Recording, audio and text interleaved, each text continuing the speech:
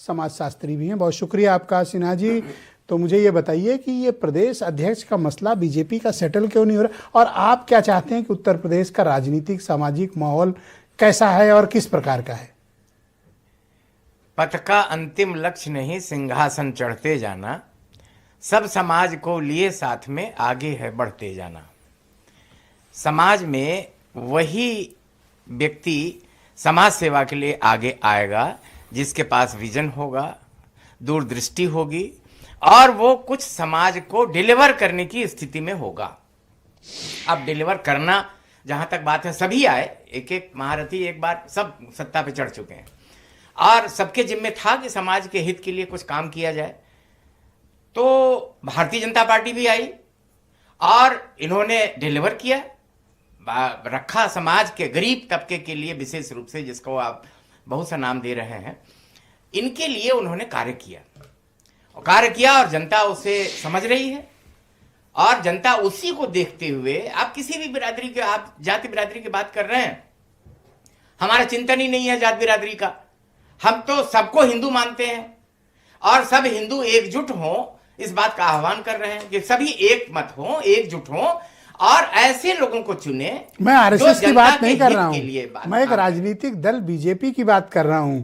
और ये आप जो फार्मूला, ये आपके यहाँ लगता होगा, ये राजनीतिक दलों में ये फार्मूला नहीं लगता कि हम जाति की बात नहीं करते। वहां आप कह देंगे, आपसे लोग नाराज हो जाएंगे। नहीं, ये बात हम स्वीकार करते हैं कि राजनीति में जाति और पंथ की बात चलती है और चलती है, वो एक सामाजिक सच्चाई है। समाज के लोगों के देखने का दृष्टिकोण इस प्रकार से तो किस जाति को अध्यक्ष का पद सौंपा जाए? हालांकि उसे मिलता कुछ नहीं।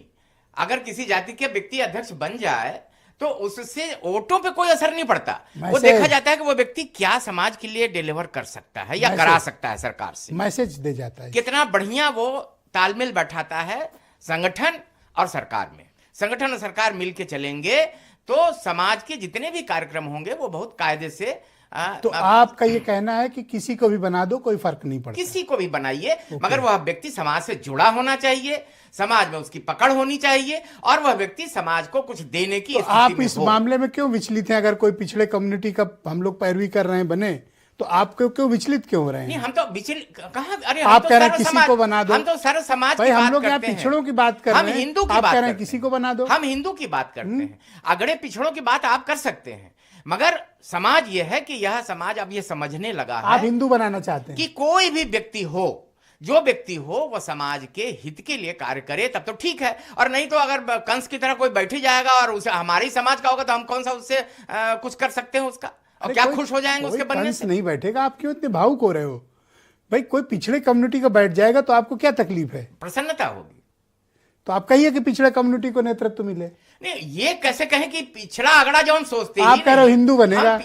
हम पिछड़ा अगड़ा नहीं सोचते, हम सर्व समाज की बात कर रहे हैं। जो भी व्यक्ति उचित होगा उसे ला करके बैठा जाएगा और वो कार्य करेगा, डिलीवर करेगा। नहीं करेगा तो बगल में हटा दिया जाएगा, दूसरा व्यक्ति बैठेगा। तो ये तो समाज में स्वीकार्यता किसकी है? कौन समाज में स्वीकार्य है?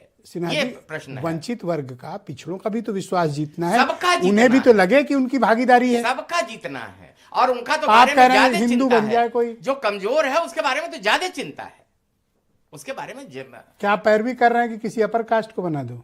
नहीं, मैं राजनीतिक हूं नहीं। राजनीति की बात करनी हो तो देखिए, फराज साहब से बात करिए, सिंह साहब आए हुए, इनसे बात करिए। कौन जो बैठेगा वह हमारे लिए, हमारी दृष्टि इस बात पे होगी कि वह व्यक्ति समाज को क्या डिलीवर कर रहा है। भाई, हम लोग पिछड़े की बात कर रहे हैं। नहीं, हमारा चिंतन ही नहीं है पिछड़े का। तब तो कोई बात नहीं। सबको मानते हैं कि वो व्यक्ति समाज के लिए हितकारी हो। बहुत शुक्रिया सिन्हा जी, बड़ी स्पष्ट